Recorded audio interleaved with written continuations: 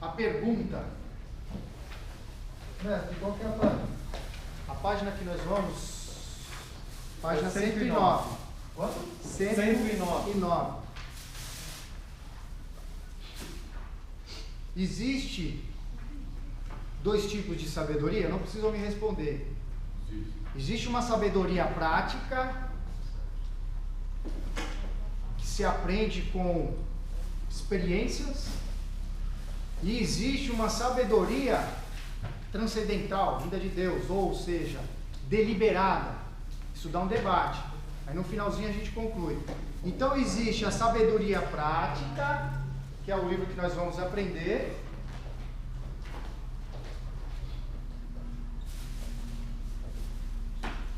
E qual que é a sabedoria deliberada? Livro de Tiago. Alguém abre aí Tiago 1,5 e fala dele.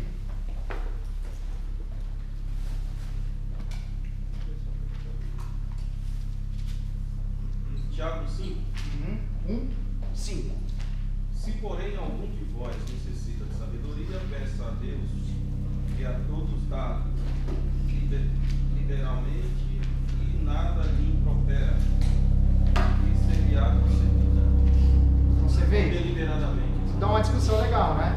Tem a prática que nós vamos aprender hoje e tem a de Tiago, que é aquela que, se você quer sabedoria, peça a Deus. Essa de Salomão? Busque. Não. Não. A que nós vamos aprender de Salomão é a prática. É a prática? É. Como? Vamos descobrir agora. Então, o livro de Provérbios, estraga prazer, né? Livro de Provérbios, capítulo 1 ao 24. Então, o livro de Provérbios, nós começamos a entender que ele, o cristão, ele pega conselhos sábios. Ali tem conselhos sábios para cada dia do ano. Deixa eu só desligar aqui, para não atrapalhar. Então vamos lá. A gente começa a entender, na página 109, ele começa a nos dar, o provérbio é o clássico, o livro clássico da Bíblia, sobre a verdadeira sabedoria. Seu método de ensino é o de contraste, do contraste. Então o que é? O bem e o mal, a justiça e a impiedade, a sabedoria e a loucura, e assim por diante. Então nesse livro bíblico, a sabedoria ela é apresentada de maneira personificada. Então os ensinos de provérbio para o homem são os mais elevados. Então, orientações são as mais sábias, né? As orientações mais sábias. O homem que seguir essas orientações, ele é admoestado, ele é ensinado, ele é doutrinado, ele é, né? Você classifica qualquer tipo de adjetivo aqui agora. Então ele será justo e também será uma bênção. Na onde? Familiar, trazendo para o dia de hoje, profissional, em todos os sentidos. Se nós trouxermos os conselhos bíblicos extraídos, porque eu já disse isso em algumas oportunidades, o problema que na igreja pós-moderna, ou melhor dizendo, hipermoderna, que pós-moderno já está para trás, é hipermoderno, ele traz a questão filosófica, a questão psicológica para querer responder à Bíblia. Isso nós teólogos chamamos de teologia liberal. A Bíblia ela é ortodoxa. A Bíblia ela responde por si própria. A Bíblia não tem contradições. Ela tem erro de ortografia. Tradução. Lembra lá do Salmos? Erro de tradução. Então o que a Bíblia é? Ela é o manuscrito do manuscrito do manuscrito do manuscrito do manuscrito que foram se perdendo, porque o costume judaico era oral, tradição oral, eles tinham tudo na cabeça. Vamos escrever isso aí, gente, vamos pôr no papel, humanamente falando, vamos escrever. E aí o homem, inspirado por Deus, começou a escrever. Então, o livro de sabedoria, lá na frente, ele é usado como um aconselhamento. Por isso que a Bíblia, a gente se depara com muito texto falando assim, o que os meus pais me ensinaram, os meus avós me ensinaram, a família, aí você vê da onde é daqueles costumes. Isso vem tudo de aconselhamentos, de ensinamentos, que os judeus já têm essa tradição. Então aqui o livro de Provérbios, trazendo para nós hoje, se nós colocarmos em prática aquilo que eu disse, o verdadeiro, a Bíblia, ela tem conselho para tudo, ela tem tratamento para tudo. Lógico, nós não vamos menosprezar o profissional da psicologia, que ele entende ali a patologia, a doença, mas a Bíblia vem trazendo o homem para a cura transcendental, aonde o psicólogo não entra, aonde o médico não entra, entra o psicólogo dos psicólogos, o médico do médico, que quem é? Jesus. Então a gente vai começar a entender aqui nesta aula que o livro de Provérbios ele traz ensinamentos práticos para que nós venhamos olhar para a palavra de Deus e colocar em prática. O que a Bíblia diz? Que quando eu tenho uma casa edificada na areia e não coloco em prática, o que ela acontece? Ela vai ser arrasada. O rio vem, derruba aquela casa. Mas quando eu pratico e alicerço a minha casa na rocha, o rio vem, o que acontece? Ela não é nada, ela não vai cair porque ela tem alicerce. Então aqui a gente começa a entender que mesmo nos primeiros 4 textos dessa lição, você começa a entender que desde o capítulo 1 até o capítulo 9 de Provérbios, o assunto principal é a sabedoria. E que sabedoria é essa, né? Lógico que eu polemizei aqui, mas nós vamos avançando e entendendo isso melhor. Vai ficando mais claro. Então a gente começa aqui tem a sabedoria de verdade. Então é um livro que trata a verdade em norma de vida. Então a sabedoria é conhecimento prático, ela é instrução, ela é disciplina moral e ela traz entendimento, ou seja, ela traz capacidade de discernir o que é bem e o que é mal. Sabemos nós que quando nós estamos diante de algo que não agrada o Espírito Santo de Deus, o que nós fazemos? Opa, aqui não.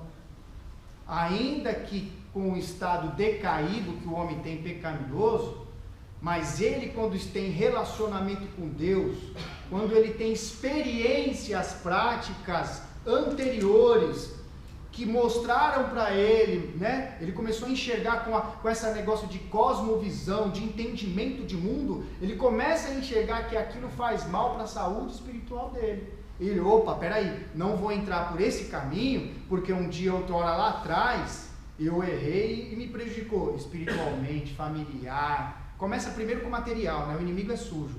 Primeiro ele trata o material para depois atingir o espiritual. Então primeiro ele trata aquilo que a gente vê, que é palpável, para depois abalar a nossa fé.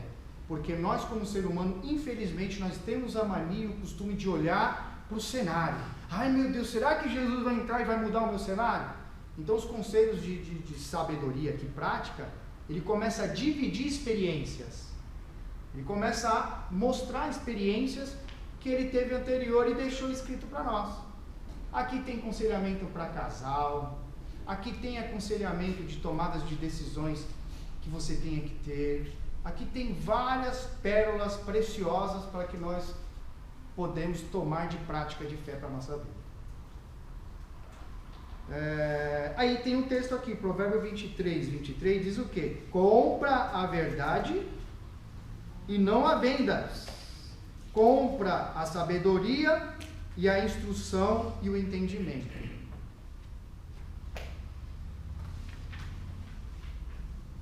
Então aqui na página 111, a gente já começa a entender aqui o texto 1 dizendo que é o prefácio e convite. Então assim, a gente começa a entender quem é o autor. Quem foram os autores que escreveram, inspirados por Deus, o livro de Provérbios? Salomão. Né? Então vamos lá ver se é Salomão mesmo. Então, diz aqui o autor. Então, a maior parte do livro foi escrito por Salomão, filho de Davi, conforme 1 Reis 4:32. Então ele compôs 3.000 provérbios e 1.005 cânticos. Então nos versículos 1 e 1, 10 e 1, 25 e 1, encontramos evidência da autoria. Também os historiadores não levam a crer também que Agur é o autor do capítulo 30 e o rei Lemuel o 31, que compartilha as instruções da sua mãe. Então a identidade é a história desses dois escritores são desconhecidas. Ninguém sabe a identidade. Você vai procurar lá nos ajudas lá de Bíblia comentada. Você vai no Moody, você vai no Champlin, né, que são as fontes que todo mundo que gosta de ler a Bíblia vai lá procurar. Não tem. Mera especulação. É Champlin ou Chaplin? Champlin. É Champlin, né? Champlin. Doutor Champlin. Existe uma coleção, né? Tem, Novo e Antigo Testamento comentado. Eu fui na casa do abençoado, ele tem uma coleção de... Tem, eu tenho a enciclopédia filosófica e teológica e tenho um comentário, tanto do Novo como do Antigo Testamento. Tem do Moody, tem vários. Flávio José também, você pode pegar alguns livros do Flávio José para tentar entender historicamente quem foi esses camaradas. Tem várias ferramentas de historiadores que viveram daquela época para a gente poder entender algumas questões históricas que muitas das vezes não aparecem na Bíblia. Por isso que a gente fica, de onde ele tirou isso? De onde ele conseguiu aquilo outro? História da Bíblia, não tem jeito. Filosofia entra no meio. Para entender algumas questões, não é pecado você entender de filosofia e trazer esses conhecimentos extrabíblicos, né? Você não pode fazer isso como referência. A nossa referência é igual um amigo meu que às vezes a gente fica discutindo a Bíblia. Eu fico com a Bíblia, realmente, nós ficamos com a Bíblia. Mas nós temos que ter essas teorias para nós podermos entender. E tomar cuidado para não fazer heresia. Só isso. Fazendo isso, a bênção é grande, o entendimento vai ficando amplo. Então a data, creio que se tenha sido escrito entre 1700 a.C. Então, aproximadamente. Então esse período é tido como época áurea da literatura judaica. Então a tradição milenar, né, afirma que Ezequias nomeou uma comissão que organizou os provérbios em um só volume. Isso teria acontecido em cerca de 700 anos antes de Cristo. Possivelmente Isaías, Miqueias tenha feito parte deste grupo. Deixa eu fazer uma pergunta aqui, uma coisa bem simples, mas é bacana saber. Vocês já repararam que ele falou para mim que a data é de 1000 a 700? Está retroativa essa data? Vocês conseguem entender por que isso? 1700? Antes de Cristo. Porque, por exemplo, antes de Cristo você vem de trás para frente.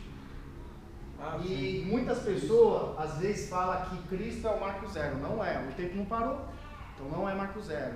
O tempo continuou. Então ele não zera aqui, ele continua, os fatos estão acontecendo. Então ele inverte, 1, 2, aqui não é zero, né?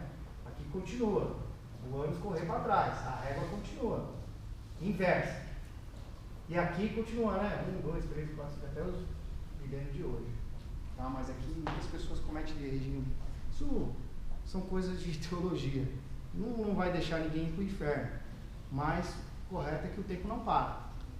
Tá? Então por isso que é de trás para frente. Jesus morreu, começa-se a nova aliança, que é o Novo Testamento. Tá? São macetinhos pequenos, mas faz a diferença. E o título? Então a palavra provérbios na língua hebraica é mashal, que deriva de uma raiz que significa para ser semelhante a ou para representar.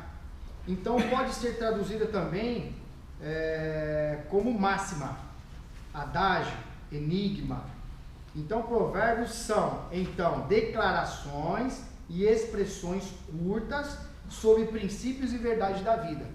Que livro que nós estamos estudando? Não, tá. Vou reformular. Quais são a lição que nós estamos estudando? Isso aqui é o que? Um poema? Livro poético, lembra? Então, geralmente expressa por intermédio de analogias ou paralelismo. O judeu adora fazer isso. E é importante relatar sobre o paralelismo hebraico na lição.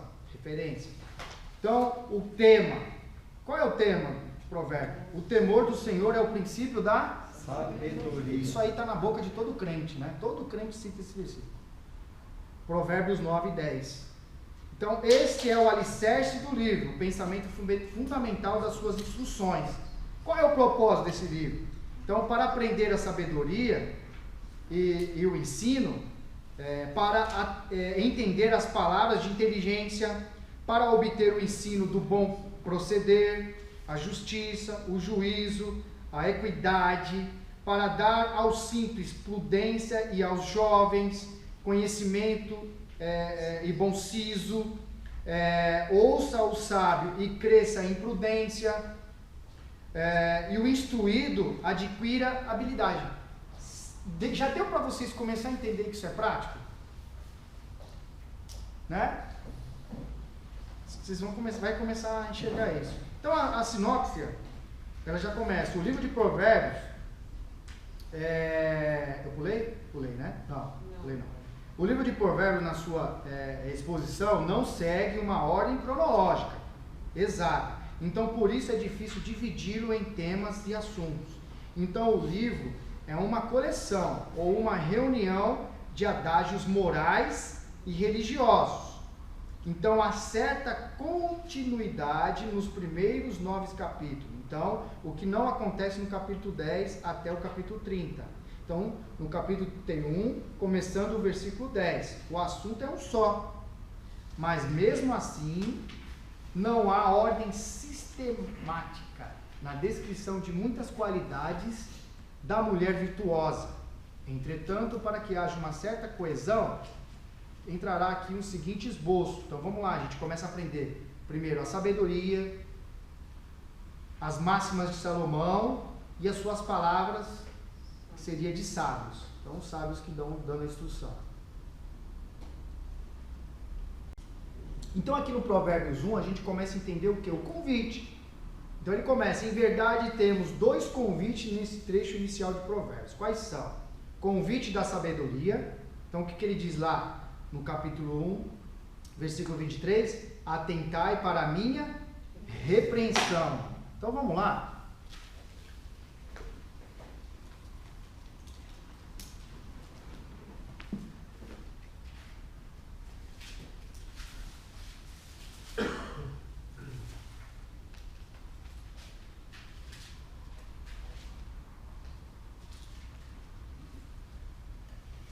Achou, já pode. Provérbios 1, 23. Completei-vos pela minha repreensão. Eis que abundantemente determinarei sobre vós o meu espírito, e vos farei saber as minhas palavras. Convertei-vos, ou atentai para a minha Exortação. Exortação, repreensão. E aí as traduções vão surgir. Vamos ver como é que está na minha. Convertei-vos pela minha repreensão. Eis que abundantemente derramarei sobre vós meu espírito e vos farei saber as minhas palavras. Ou seja, observe as minhas repreensões. Observe os meus conselhos. Atente-a para a minha palavra. Atente-a para os meus ensinamentos. Isso nos arremata a prática? Não é uma coisa transcendental, né? Ah, vou dobrar meu joelho, pum! Eu tenho agora uma sabedoria divina e espiritual. É coisa que muitas pessoas às vezes confundem, que Jesus Cristo, ele entrou lá na sinagoga, ensinou e não estudou. Jesus estudou. Desde criança ele já vem estudando o quê? A tradição judaica. Ele já vem estudando. Então você vê, há um contraste e às vezes uma falta de equilíbrio, nossa, de que às vezes, vocês viram já isso diante de alguns pregadores, por uma deficiência bíblica, ele começa a meter o pau de quem estuda e começa a falar que Deus usa. E aí você pega um intelectual, às vezes não está espiritual, não está orando, também começa a falar mal de quem é profeta e quem não estuda. Então assim, tem que ter um equilíbrio. O crente tem que ter equilíbrio. Deus usa quem não estuda e Deus usa também quem estuda. E Deus usa conforme a proporção que você vai se alimentando. Por isso que a Bíblia diz que quanto mais lhe é dado, mais lhe é cobrado. Né? Então, da proporção que você vai se alimentando, é a régua na medida que Deus vai te usar. Olha um comparativo aí em Paulo e Pedro. Só fazer uma comparação. Entendeu? Então, assim, crente tem que ter um equilíbrio. Então, a repreensão, escuto meus conselhos. Eu tenho o hábito de sempre, isso aí também desde pequeno, né? Escuto os mais velhos, vou tomar uma decisão, vou lá, consulto, pergunto o que ele acha, como que tem que ser procedido. Então, a gente começa a entender que o livro dessa sabedoria que Salomão está introduzindo é uma sabedoria prática.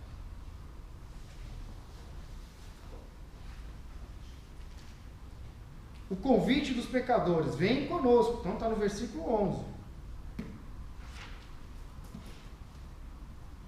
Se disser, vem conosco, expiemos o sangue, respeitemos sem razão os inocentes.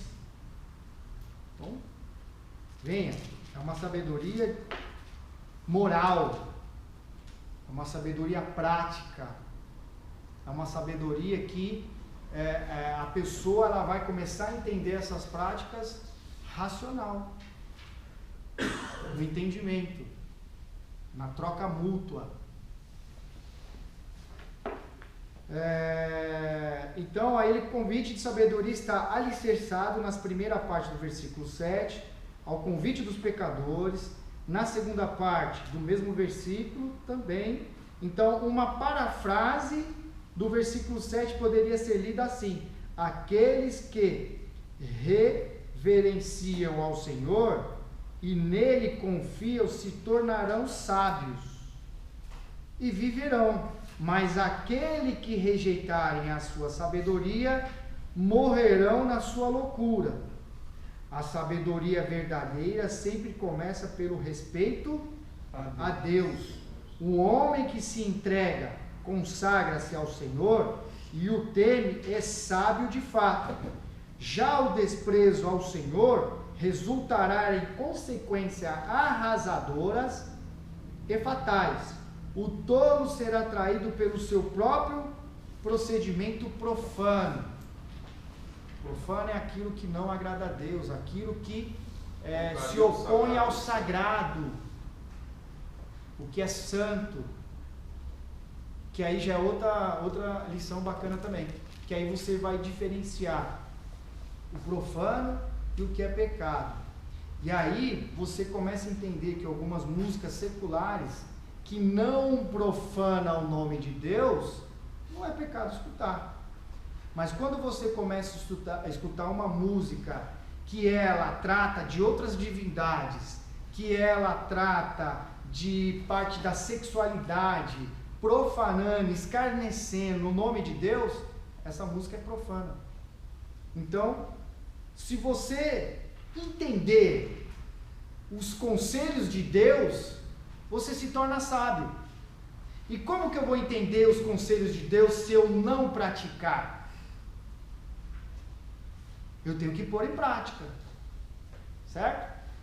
Eu, dentro de mim, ou nós, dizendo humanos, nós temos um senso de justiça, que eu já disse isso. Então, se eu estou prestando um serviço lá na empresa do irmão Roberto, e aí eu vejo algo fácil para eu levar embora, que não é meu, eu não vou levar, não vou cometer esse pecado, porque eu me atento aos conselhos que estão aqui dos mais velhos, do meu pastor, do meu líder, do meu, sei lá o que, do meu conselheiro, e também da Bíblia, que é a minha regra de fé. E através dela eu entendo que se eu pecar, ainda que o Roberto não veja, eu vou trazer consequências. eu estou profanando o templo de Deus. E aí tem consequências, né? O que o homem planta, independente do credo, independente da religião, vai colher.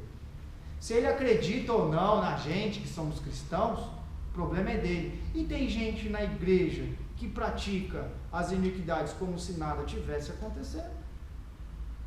E que está dentro, que é o joio, né? O joio e o trigo andarão juntos, para que cresça. Só que num determinado dia, um será lançado no fogo e o outro vai para a glória. Mas requer que estejam juntos. Então a gente começa a entender que isso é prático. E a própria sabedoria, o próprio Deus se intitula sabedoria, né?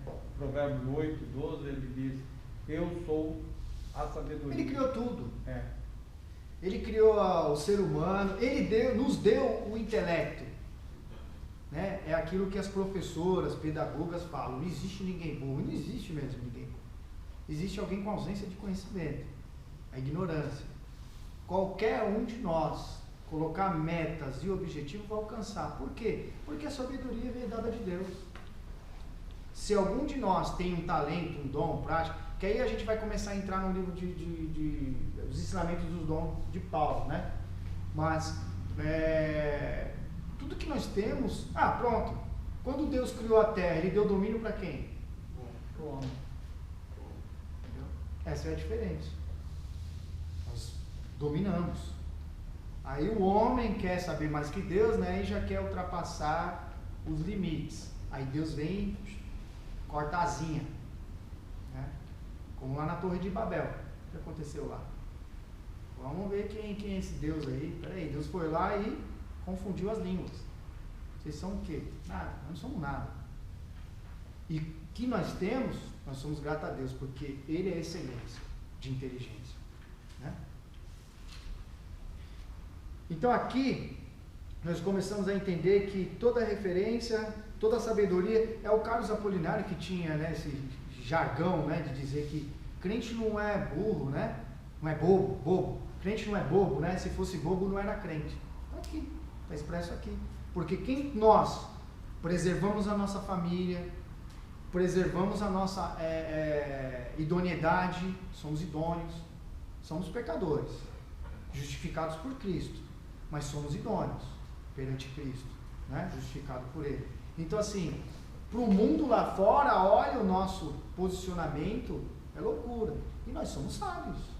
Isso é uma sabedoria dada de Deus, nos alcançadas pela graça, né, Gilberto?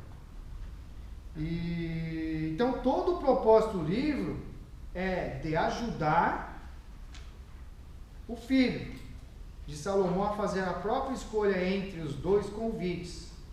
Então significa alguém que está sendo instruído ou está aprendendo de alguém.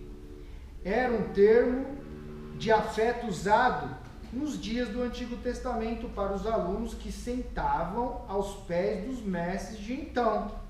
Então o filho aqui é admoestado não só a ouvir as instruções dos seus pais naturais, como também a aprender dos homens sábios, no contexto que trata das más intenções dos nécios. Alguém não sabe o que é nécios? Nécios são loucos, né? São pessoas loucas. Então o jovem é advertido a não aceitar as suas propostas.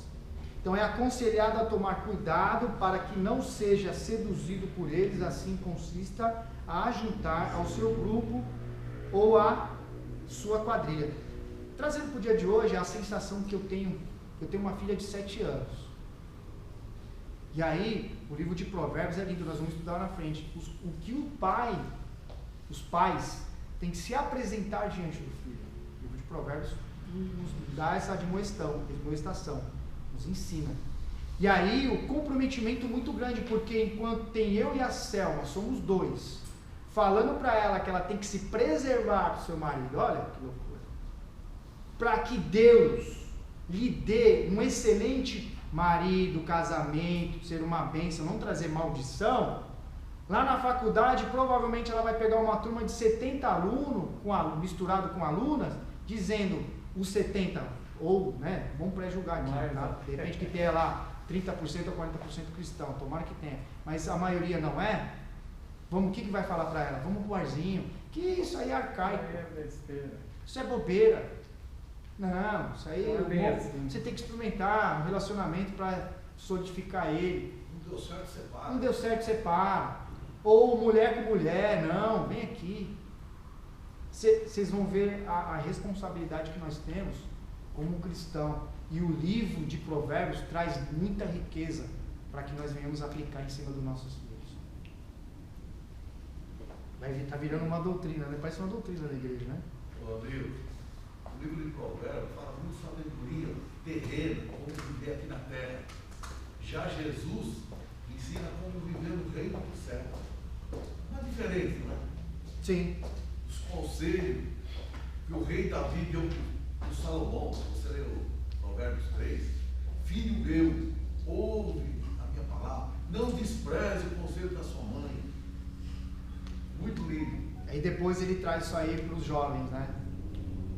Ele traz todo esse ensinamento, essas experiências que Salomão teve, no final da vida dele, aí ele começa a despejar, porque ele quebrou muita cara. Ao mesmo tempo que ele foi ensinado, a vida dele foi progressiva, depois ele deu uma caída. Então ele teve uma vida próspera, ele escolheu o que é melhor. O que Salomão pediu para Deus? Sabedoria. É o que todo mundo pede, né? Porque com sabedoria eu consigo administrar meu casamento, com sabedoria eu consigo administrar a minha fé, o meu ministério, com sabedoria eu consigo administrar a minha empresa, com sabedoria eu consigo administrar as minhas amizades. Fala até de amizade, eu achei lindo aqui. Não sei se vocês leram o caderno. É lindo que fala de amizade aqui, né? Porque a maioria das vezes nós temos o hábito. Não, eu acho que cristão tem eu creio que tem um pensamento um pouco diferente. Mas o mundo aí fora fala, eu não tenho amigo. Eu não tenho amigo. Não existe amigo. Amiga é meu pai e minha mãe, sim. Amiga é meu pai e minha mãe. Mas eu acredito que tem amigos, sim. Sinceros. Que ele simplesmente não quer ouvir as suas queixas para sair fofocando. Ele quer ouvir para orar, para te ajudar, te aconselhar o que a Bíblia ensina. Eu acredito. E nós vemos vários personagens na palavra de Deus com amigos, que é uma hora que não está ali fraquejando, ele vai lá e... As duas etapas do rei Salomão, quando ele era novo, ele ouvia tanto o pai dele, o rei Davi, quanto a mãe dele. O problema é quando ele ficou velho. Ou não sei se ele achou que ele sabia muito. A autoconfiança para o homem, né? Em todos os sentidos começa porque todo mundo ele tem uma certa maturidade em momentos. Tem gente que tem uma idade mais avançada e nunca vai ficar maduro. Então, falando de uma pessoa madura, ela tem várias passagens na vida dela. É lógico que a gente vai morrer aprendendo, mas você comete erros primários, né? Você não comete alguns erros que, por exemplo, eu estou com 43 anos, né? Vou fazer agora, 44. E alguns erros que eu cometi há 5 anos atrás eu não cometo mais. Mas eu não entendo, por Salomão ser tão sábio, foi Deus que deu a sabedoria para ele. Por que ele se desviou tanto dos caminhos corretos? Eu não consigo entender isso. Como uma pessoa que recebeu a sabedoria divina... Com 900 mulheres, filha. Não, mas ele recebeu a sabedoria divina de Deus. E mesmo assim ele deu as costas para Deus. E o livre-arbítrio? Só uma pergunta. Assim, E a sabedoria? Paulo ele fala. Qual a sabedoria que ele recebeu? Paulo ele diz assim: o bem que eu quero fazer, se não faço, mas o mal que eu não quero, mas aí foi bem grotesco o que ele fez, né? Então, senão vai virar debate. Calma. E a sabedoria? Qual foi a sabedoria que ele recebeu? Qual foi a sabedoria que ele recebeu? A prática ou a deliberada? A deliberada. Então, A prática. E é o que nós estamos tratando. Só que assim, quando nós falamos de homem, quando você olha a Bíblia de Gênesis e Apocalipse, qual foi o único homem que você viu perfeito que não pecou? Jesus. Jesus. Só. Então você começa a ver homens justos, que o próprio Deus o justificou e apontou, falou, olha que homem justo, deu testemunho dele. Foi uma lição que a gente estudou. Jó. Só que nós não podemos esquecer que nós viemos de uma origem adâmica. Nós somos no estado decaído. Nós somos justificados por Deus. Não existe um santo sequer na terra. Não existe um justo sequer na terra. Mas nós somos justificados por Cristo. Nós temos um advogado, que é quem? Jesus. Que é a segunda polêmica que eu ia deixar para o finalzinho da aula. Se Salomão foi para o céu ou não. Que muitos debatem até hoje, né, Eliezer? Questionando se ele foi para o céu ou não. Aí, no finalzinho da aula, a gente entra nesse pormenor. Mas foi uma coisa assim, no entendimento seu, nosso, que nós somos uma herança adâmica. E nós viemos de um estado decaído. Então, o homem por si próprio não se salva. Ele precisa de um algo superior e supremo. Salvador. Quem é? Jesus Cristo de Nazaré. Então, nós fomos enganados no Jardim do Éden, expulsos do Jardim do Éden. Falo nós por conta de uma herança. Expulso do Jardim do Éden, e dali fomos tirados a imagem e semelhança de Deus. Quando eu falo imagem e semelhança de Deus, não é olho, pé, mão, não. É o ato de relacionamento, é o ato de procriar, ter filhos. Tá? Isso é a imagem e semelhança de Deus. E dali nós somos resgatados a imagem e semelhança de Deus pela pessoa de Jesus Cristo na cruz do Calvário. Ele nos resgatou. Ele nos fez malditos para nos resgatar. Então Salomão tinha direito de pecar. Como Jó também. Jó era santo e puritano? Jó era santo e puritano? Não. Só que ele é um homem reto, íntegro e justificado por Deus. Justificado. Como nós hoje. Nós temos vantagem desde a época, né? Espírito Santo, acesso direto a Deus. Podemos agora aqui parar o curso, a aula, dobrar nosso joelho aqui todo mundo e ter acesso a Deus. Imediato. Naquela época não, você tinha que fazer sacrifício, você tinha que ter um sacerdote. Você vê? Então nós estamos na vantagem, estamos no lucro. Oi? Só isso mesmo. Você entendeu? Uhum. Deu pra... Deu. Então ele tem um estado. Então olha para ele como um puritano, como um perfeito.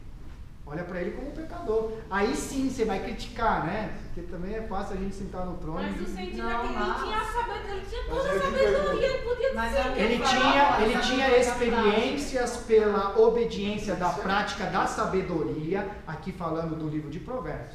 Por isso que eu polemizei falando de Tiago e Provérbios. Porque Tiago fala o quê? Quer sabedoria? Dobra o joelho e pede. Aí que sabedoria é essa? E como que você vai conquistar? Então, tem que aguçar isso em vocês, o interesse de querer saber, peraí, essa sabedoria qual é? Qual é a sabedoria de Tiago que ele falou? Essa que Deus transcende e dobra o joelho e dá. E que a sabedoria é essa de práticas, de aconselhamentos? Não faça isso, não, ora, espera um pouco mais, a Bíblia diz isso, a Bíblia diz aquilo. Regra de fé, prática. Lógico que todo entendimento que você tem, todo intelecto que nós temos aqui, é dado de Deus. E não é essa sabedoria que nós estamos tratando transcendental. Nós estamos tratando aqui uma sabedoria prática, moral, aconselhável, entendeu? Que essa sabedoria prática, se você começa a praticar a palavra de Deus, você já tem a sabedoria. Deus a dá. Porque tudo que você for fazer, você vai orar. Por quê? Porque a Bíblia está dizendo que você tem que orar todas as decisões. Quando você está irada, aí você vai querer tomar a decisão. O que a Bíblia vai lá e te ensina? Iremos, mas não pequemos. Deus não está no meio da ira. Deus não opera na ira. Reflete, vai orar, depois com calma você volta. Irmão, vamos resolver aquela questão que ficou pendente? Muda a coisa. Porque aí Deus opera, Deus entra no meio, não entra Satanás. Satanás é diferente, entra bagunçando, dividindo, brigando, confusão. Deus é diferente.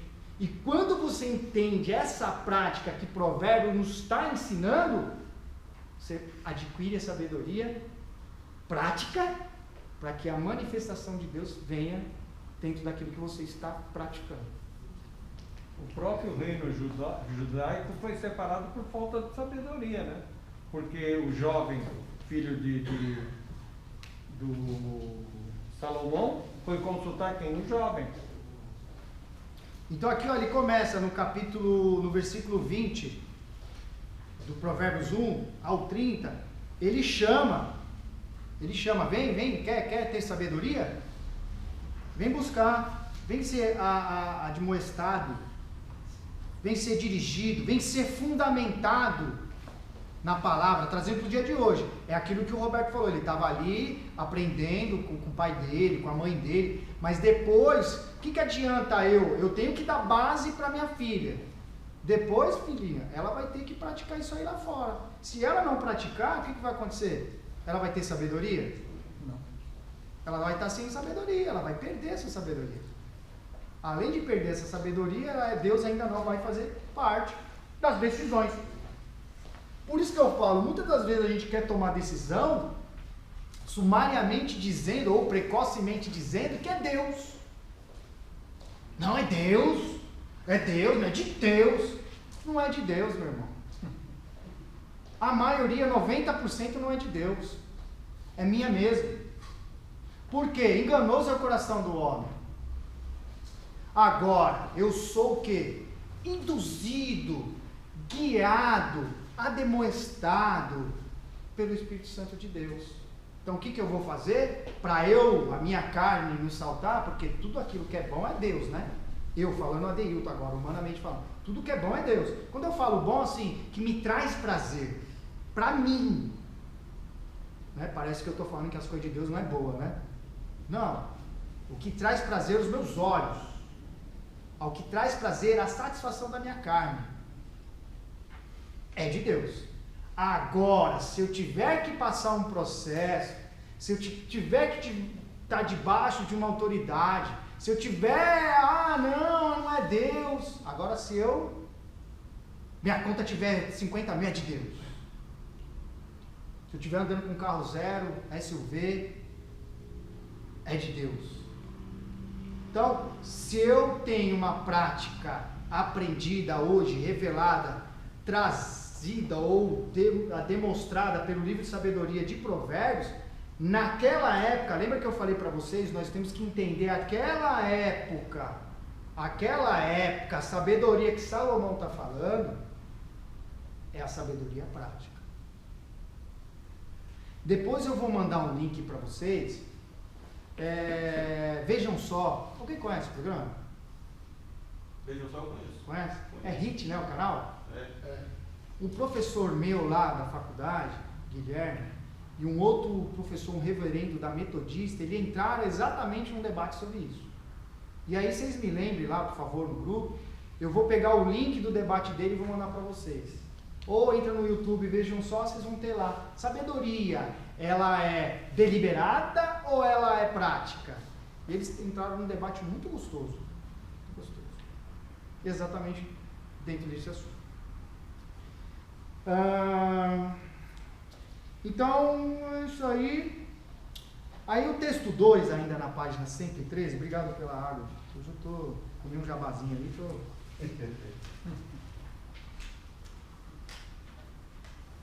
Ele começa a excelência da sabedoria. Então o escritor continua exortando o filho concernente à excelência da sabedoria. Então admoesta o jovem a aplicar, tá vendo como é prático? O jovem o quê? A aplicar bem o ouvido, o coração e a voz. Então estamos lá em Provérbios 2, 3. Então para quê? Para adquirir entendimento, a que procure sabedoria como se estivesse buscando tesouro encoberto. Então essa analogia que ele está dizendo para trazer em buscar esse tesouro é para ressaltar a maneira como se deve buscar o entendimento.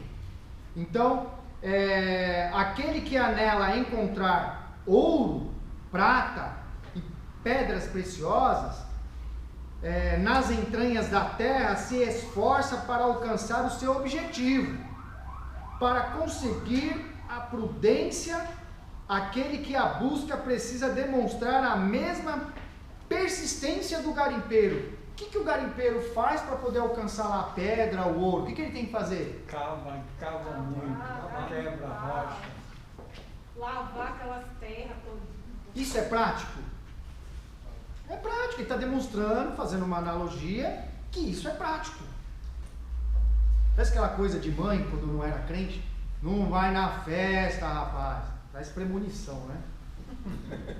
E aí casado, mulher também. Não faz esse negócio. Não compra. Parece que sai da mãe e vai pra mulher, né? A esposa. Misericórdia. Né, Marcelo? Misericórdia, rapaz. Aí o que eu faço hoje? Antes eu ia lá porque eu sou, embora não sei se quiser que os irmãos me conhecem, eu sou ansioso. E aí hoje eu paro, vou orar, vou tentar entender o que ela me passou. Por isso que ele começa aqui a dizer sobre a mulher rixosa, mulher virtuosa, que a mulher rixosa, ela é o gosto pior que a morte. Se eu cheguei ou vou chegar em algum lugar, cheguei, eu acho que eu não cheguei. Se eu chegar em algum lugar, você pode ter certeza que a minha esposa tem muito mérito. Porque eu não gosto também de trazer esse negócio de que 50% é a mulher e 50% não. É todo mundo junto. É eu ajudando o ministério dela e ela ajudando o meu. Porque a gente pode quantificar isso e jogar a responsabilidade maior para um e menor para outro, né? A responsabilidade é dos dois. Se os dois é um só, se tornou um só, né? Então é os dois. E aí ele começa a trazer essas experiências de sabedoria até no momento que ele esteve em pecado, que ele errou. Ele traz também ao jovem, olha, lembra da tua esposa, da tua mocidade. O que ele está querendo dizer ali? A esposa da sua juventude. Está querendo dizer, não adianta você ter um monte de mulher, sabe? Porque é melhor ficar com a sua esposinha aí quietinho, cuidando dela bem, porque ela vai envelhecer com você. Porque a novinha, ela não vai envelhecer com você, ela vai te largar no vácuo, como diz os meninos aí, né? Vai te deixar na mão. Então ele começa a trocar experiências amargas, e que ele teve muitas, né? Não vem também com esse papo furado de que o camarada, que eu já também vi muito, né? Ele vai pro mundo, ele tá na igreja, tá bem, daqui a pouco ele vai pro mundo, peca, profana, faz um escárnio total, depois volta com a cara de pau dizendo, tive experiência, agora vou pro jovem aqui ensinar. Não. Você é cabra sem vergonha e merece tomar uma surra. Né? Os caras do tamanho do Gilberto, do doutor lá que luta karatê, um pau bem lá na junta que o cara não se mexer. Tá entendendo? É um tremendo de um pilantra, sem vergonha. Acontece que as consequências não serão só físicas, né? Sim. A consequência é morte espiritual, né? Porque depois toma uns Dorflex lá, né? Põe um colete cervical, quebrou umas costelinhas, quebrou uns dentes. Não é isso. Faz um implante e já era. Agora a morte espiritual, o único remédio é Jesus. Entendi. Então ele começa a trazer essa analogia para ressaltar a maneira que deve buscar esse entendimento. Então o que acontece? Deixa eu ver aqui que hora que é, 8h44. Nós vamos até que horário? Até às 10? 10, né? Eu vou parar um pouquinho que senão minha garganta vai pro beleza. Se sobrou alguma coisa lá para comer, né? Que o gafanhoto passou ali, não foi? Ainda não. O gafanhoto passou ali, mas Ainda não. Ligador, cortador. Os gafanhotos que tá lá, chegou ali, né? Tá aqui do lado, Mercosul. Jesus Você não vê que as placas hoje é tudo Mercosul? Então o objetivo é conseguir a prudência em aquele que busca precisa demonstrar a mesma persistência do garimpeiro. Então ele tem que buscar, é prático. Então aquele que achar a sabedoria crescerá em conhecimento. Sabedoria é uma coisa, conhecimento é outra. Então se eu tenho a sabedoria, aprendi, tive experiência, daqui a pouco eu vou ter o quê? Conhecimento. E o meu conhecimento, o que eu vou fazer? Vou dividir com a minha filha, com a minha esposa, com meus irmãos, com meus amigos. Quando a gente vai para uma faculdade de teologia, a gente vai lá para aprender para mim mesmo, para o meu ego, para ter um papel, um certificado lá na parede, um diploma, na verdade, né? Certificado é por cima. Ter um diploma. Não. O que a gente aprende teologicamente é uma dádiva de Deus, que Deus permitiu, né? Para quê? Para a gente dividir essas teorias, esses conhecimentos que Deus nos permitiu um dia aprender. E assim sucessivamente um com os outros. Que eu vou morrer e vai ficar onde esse conhecimento? Vai para onde? Por isso que eu entendia lá, eu fiz uma pós-graduação na Unip, uma especialização lá, e eu vi uns 3, 4 professores lá que tinham no mínimo uns 80 anos. 80 anos. A gente até brincava que quando dava intervalo pra gente, ele tinha que sair, ele voltava quase no final da aula, tadinho, se arrastando. Mas ele estava ali, super inteligente, sóbrio.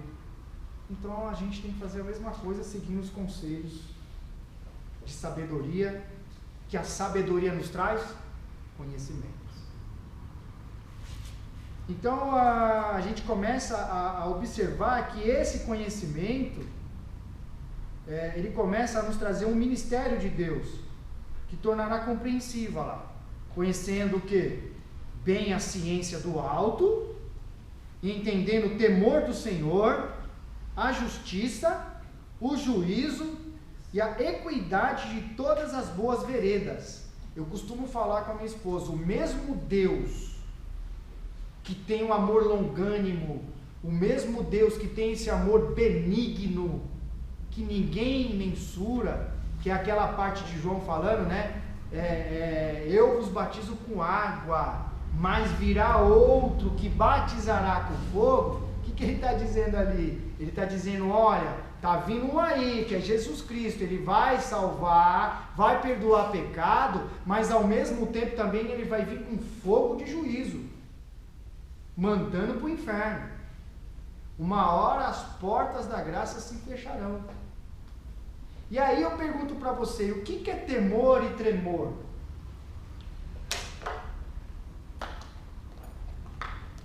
É um perigo a gente pegar o dicionário Aurélio e querer responder algumas palavras-chave da Bíblia.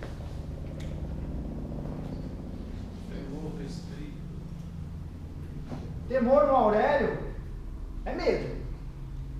Temor e respeito na Bíblia. Vamos chegar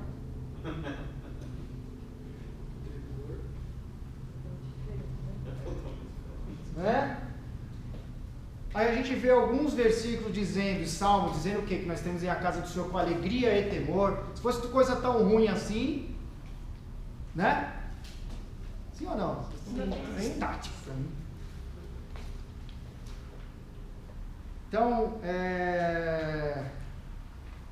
cadê?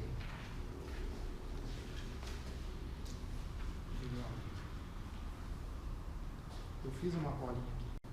Uma não, um monte. Temor é obediência. Respeito por uma divindade. Obediência. Ou respeito por uma divindade. Foi isso que você falou, né? Respeito. E o tremor? É juízo, né? Cumprimento de uma doutrina. O temor no Aurélio é estremecer de medo. Medo, estremecer de medo. Quer ver um versículo? Vamos ver aqui um versículo. Salmos 2, rapidinho. Salmos 2, 21. Só para a gente sair do temor e tremor. Ele vai lá dizer o que? Servir ao Senhor com temor e alegria. Então tá vendo? Temor e tremor é obediência. Obediência à sã doutrina. Salmo 2, 21. 12. 2. Outro abre 1 Coríntios 2, 3. Falar nisso, doutor, Coríntios, viu lá, né? Vamos lá. Por isso que eu sigo o meu líder maior, bispo, Coríntios. Salmo 12, qual é o versículo? O outro é Salmos 2, versículo 21, e o outro é 1 Coríntios 2, 3. Tem certeza que é 12, 21? 2. Ah, 2. 2. Eu estava no 2. Mas o 2 não tem 21. Vai até o 12. Só bate a 12. Mas o Deixa eu ver aqui. Pois é, os dois não tem 21. Tá Nem o 2 nem o 12. É servir ao Senhor com temor e alegria. Vamos ver aqui. É 2:11, né? É, 2:11. 2:11. Eu sei, eu comprei uma pegadinha. É 2:11. Eu que tô. 2:11. De madrugada vocês imaginam. Você perdeu um versículo. Não, é 2:11 mesmo. É 2:11. Eu escrevi aqui, acho que nem em grego nem em hebraico, não sei nem o que eu escrevi aqui. Tipo assim. Síria. 151. Servir ao Senhor com temor e vivei nele com alegria e tremor. Com alegria. Com obediência.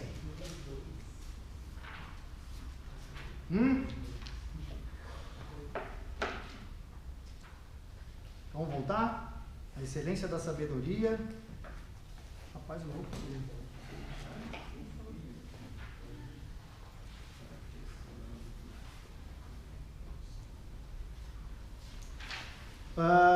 Então, a excelência com sabedoria, né? Página 113. O escritor, carimbo, passamos. Então, tal pessoa possui o dom de bom senso. Cadê aqui onde a gente está? Sim, ó. Professor, posso fazer uma observação? Pode. Página 114, está escrito assim, ó, lá em cima, aquele que achar sabedoria, crescerá em conhecimento. Certo?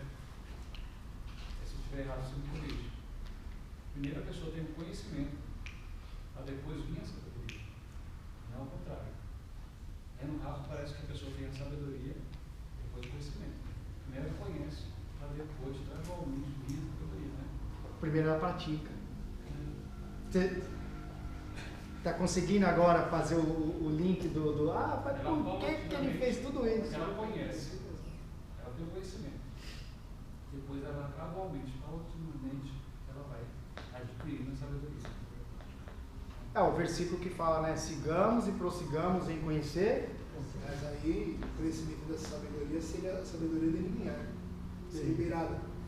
Não. Você começa a ter o conhecimento, paulatinamente a sabedoria prática, e junto com ela, buscando o conhecimento da Bíblia, você vira da sabedoria deliberada. Sim. É aquilo que ele está pregando, né? Ele Sim. está pregando que vem direto à sabedoria. Não. Gradualmente. Gradativamente. Pausativamente. Paulativamente. É isso. Por isso que eu amo filosofia. A filosofia ela consegue fazer você enxergar algumas questões bíblicas para o entendimento de visão daquela época, para o entendimento de visão de hoje, aplicando hoje. Então é exatamente isso mesmo. Acho que isso aí está bem claro para vocês, né? Que a gente conversou no começo. Começou no começo é bom. Que a gente começou no início da aula. De novo a redundância, mas tudo bem. Então o que acontece? É prático.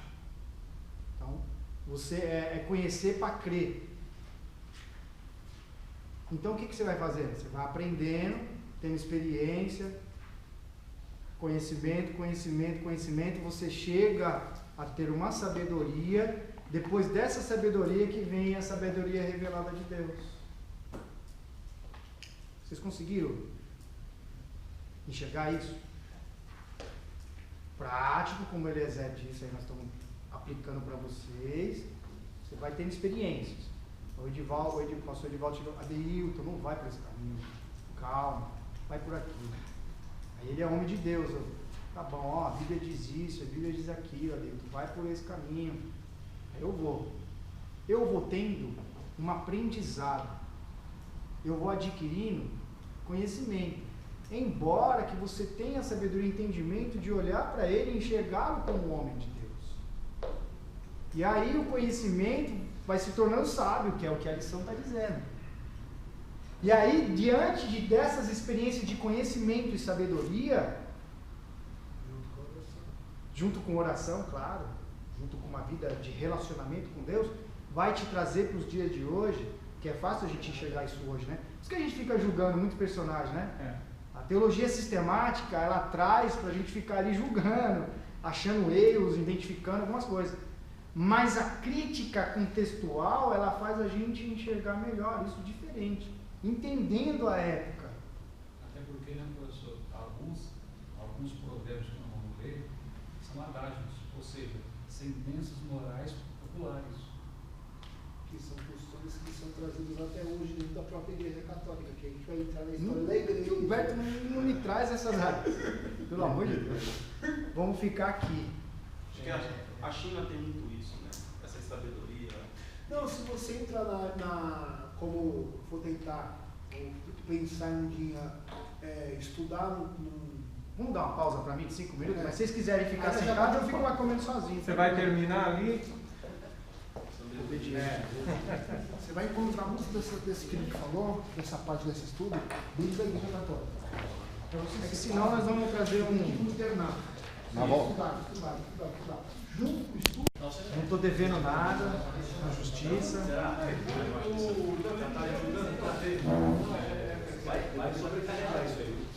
Eu vou dar uma aceleradinha agora no processo,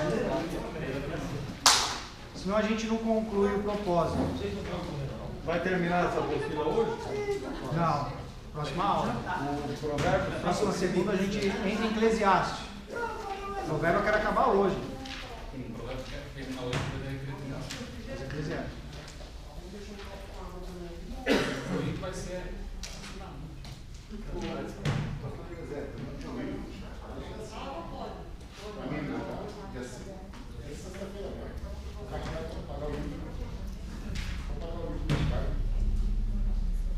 A excelência da sabedoria. A excelência da sabedoria. Que página? Estou na página 115, né? Exortação, advertência, prática. Então assim, meu João, mais uma vez, aquele papo abençoador. Peço a compreensão dos irmãos, para a gente já efetuar os pagamentos. Por quê? O que a gente vai adotar ali? Estava conversando com o Eliezer. A gente vai adotar ali, por exemplo, a gente começou uma lição, na segunda aula a gente já vai começar a recolher o próximo caderno. Por quê?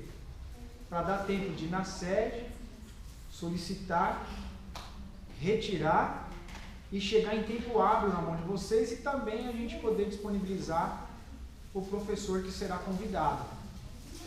Então ele já pega, já vai estudando igual o Clóvis, ele já está estudando.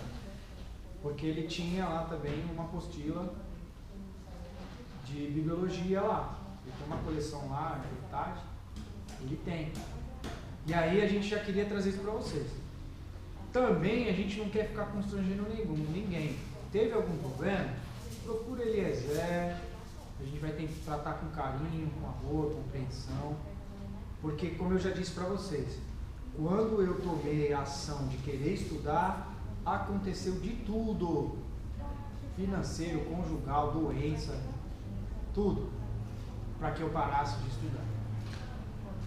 Então, siga em frente, não pare não. Não dê ouvido para o inimigo, não deixe. Então aqui na página 115, então a gente matou aí que a sabedoria ela vem progressivamente conforme as experiências, por isso que ela é, por isso que ela é prática. Nós começamos a lição dizendo que essa sabedoria aqui é prática, é exercitada, ela é aprendida. Depois que você tem essas práticas, aí vem a sabedoria. Aí você entende que você está se tornando um sábio. Certo? E essa sabedoria, ela traz confiança de Deus. E ela traz a herança de herdar honras. Quando você tem a sabedoria, os seus vizinhos te olham diferente. No teu trabalho te olham diferente. Você é diferente. Não, ele ali é diferente. O ruim é quando a pessoa olha e fala assim, você não parece ser crente não. Aí tá na hora de rever conceitos. Quando eu estou falando não parece crente, não estou falando na túnica, não estou falando no anel, estou falando nos adornos. Eu estou falando do fruto que é gerado. No comportamento. E aí, o que é de dentro, que está, né? Que é a eclésia. Eclesia. Igreja somos nós. Ajuntamento. E é chamamento do quê? De dentro para fora. Então você começa a demonstrar o que está dentro e fora. E aí é aquela velha história. Olha no espelho, nas suas orações, nas suas atitudes, qual é a boa, agradável que Deus quer, vontade de Deus. Né? Nada é por força, né? Jesus falou que o jugo dele é o quê? Pesado? Nós somos livres. Nós temos o livre-arbítrio para escolher. Então a exortação e a advertência às práticas. Então aqui, Provérbios 4, ele começa a adquirir a sabedoria. Então ele praticou, ele começa a adquirir isso. Então ele começa o quê? A enfatizar a aquisição da sabedoria para se viver feliz. Então observe o versículo 1, 3 e 4 de Provérbios, né? O escritor salienta a necessidade do filho ouvir bem os conselhos do seu progenitor. Então o verdadeiro pai instrui o seu filho com prudência e bom senso. Ensina sabiamente sua família, sendo possuidor de conhecimento e entendimento espiritual. Então nós somos o sacerdote do nosso lar. Uma frase mais importante do livro de Provérbios encontra no versículo 7 deste capítulo. Então o impacto da palavra original se perde na tradução. Então melhor e mais justa é a tradução da Bíblia revisada. Corrigida, desculpa. Essa era a revista e corrigida. Que diz o que? A sabedoria é a coisa principal. Adquire, pois, a sabedoria. Sim, com tudo o que possuis, adquire o quê? Conhecimento, entendimento. Então ele começa a exortar as práticas dessa sabedoria. Eu vou correr um pouquinho, tá? 116. Então, qual é essa descrição de Provérbios 5? Então, ele salienta 2 pontos principais. Afasta o seu caminho da mulher. Alegra-te com a mulher da tua. Então, filho, pega a sua veinha, contenta com ela. Porque um dia você foi jovem com ela e está ficando, como diz assim, experiente, né? Com ela. Então o sábio Salomão reconhecia que a maior tentação para o jovem é a sensualidade. Então ele começa a dar ensinamento aqui do pecado de lascívia. Vocês sabem o que é lascívia? Hã? Então a lascívia, o sufixo, o prefixo da palavra, tá? Então lascívia a gente sabe que é o pecado que o jovem comete e também aquela pessoa que desperta o desejo em outro, né? Nós costumamos ouvir isso. Mas o prefixo, sufixo diz o quê? É inclinação para os prazeres sexuais, ou prazer do sexo. Todo que comete lascívia tem a sua vida inclinada para o prazer do sexo. Isso é um pecado dos gregos, né? Sensualidade, né? Sensualidade. Então a lascívia, ela leva à ruína, estraga por completo a juventude e destrói. Lembra do conselho da Malu? A pureza daquele que é enganado por ela não só produz problemas físicos, psíquicos e emocionais, como polui, corrompe, destrói a integridade, quebra princípios que deve ser preservada para o matrimônio. Então a gente começa a entender que Salomão tinha sofrido lamentáveis experiências com mulheres e bem conhecia a dificuldade com relações sexuais ilícitas. Quantas concubinas ele teve? 900, né? 800, né? 300. 900 mil? Fala 300. Ainda mais? Não é 300, 300 foram as mulheres, esposas deles. Hã? Quantas? 900 aproximadamente. É de 700 para 800, é por aí. Olha, eu tô com a Selma lá em casa, rapaz. Dá um trabalho. Dá um trabalho. Não falando mal das mulheres, por exemplo, a gente tem uma dificuldade de compreender as mulheres, né? Porque às vezes ela está no período de TPM, ela manda eu sair de casa que não quer me ver. Aí quando eu estou abrindo o portão para sair de casa, ela fala, quem mandou você sair? Então quem tiver aí a sabedoria e o conhecimento de dividir comigo uma prática aí, estou aberto. Meu irmão, aí você fala para ela, não foi você, foi a TPM que mandou embora.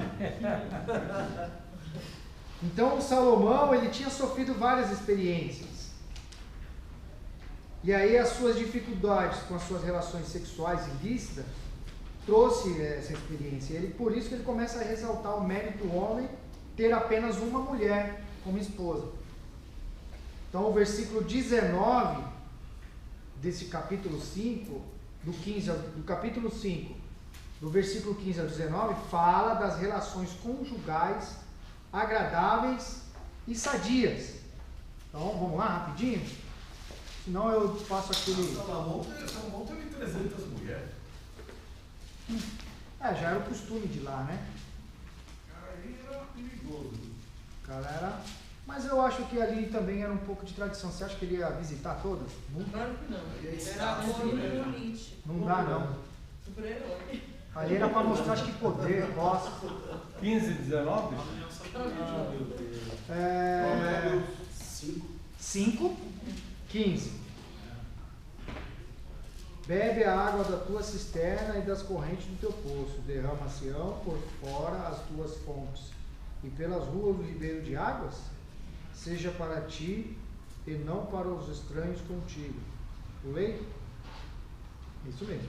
Seja bendito o teu manancial, e alegrar-te com a mulher da tua mocidade, como serva amorosa. Aí vocês gostaram, né, mulheres?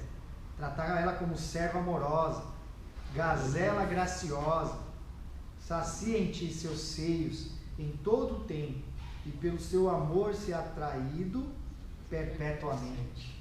Ou seja, dobrar o joelho todo dia e falar, Senhor, renova o nosso amor. Todo santo dia.